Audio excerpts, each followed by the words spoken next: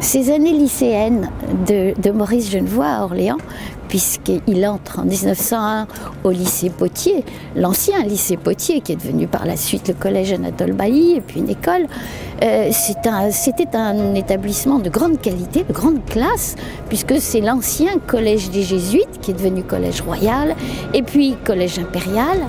Et donc il va faire une scolarité à la fois difficile humainement, puisque c'est un internat terriblement spartiate, encore militaire à cette époque. Il ne faut pas oublier qu'on est dans les années 1900.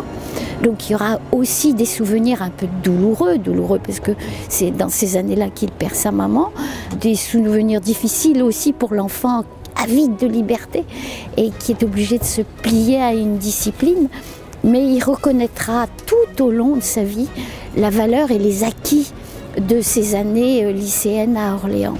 Parce qu'il se souviendra de ses professeurs, il en cite assez souvent, qui lui ont donné évidemment le goût des lettres et le goût d'écrire.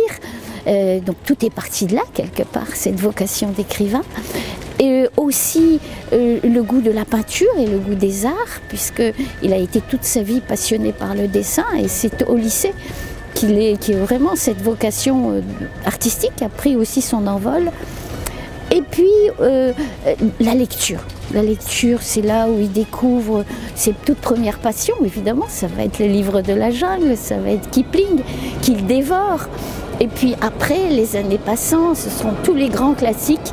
Et c'est là où s'est découvert une passion pour Balzac, Flaubert évidemment, Stendhal. Donc c'est ça, c'est un terreau qu'il a fait. C'est un terreau dans lequel plus tard vont fleurir toutes ces œuvres magnifiques. Et il y a évidemment la discipline, les acquis culturels, les acquis artistiques, mais plus encore, parce que ce sont aussi toutes ces amitiés des années lycéennes, et puis tout ce qu'il va découvrir, ces échappées belles, puisqu'il y a un groupe créé justement par son professeur de lettres quand il est en terminale, et c'était Émile Chenin, qui va être un futur prix Goncourt, et qui retrouvera plus tard d'ailleurs. Et ce professeur qu'il a beaucoup aimé avait créé un groupe de théâtre qu'on appelait les Jeunes.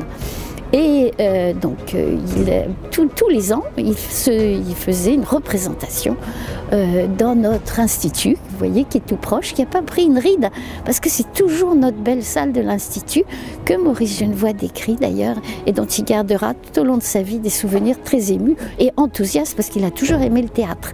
Il aimait le théâtre, il aimait le cirque, vous savez, il adorait le cirque, et goût aussi qu'il a pris ici dans nos foires du Mail, où il venait assister à des spectacles de cirque. Donc ces années lycéennes l'ont vraiment marqué, et dans des tas de domaines. Et puis il le dit aussi que cette discipline à laquelle il a fallu se plier, eh bien ça a été aussi important, ça l'a aidé plus tard à supporter la discipline des classes préparatoires, la discipline militaire.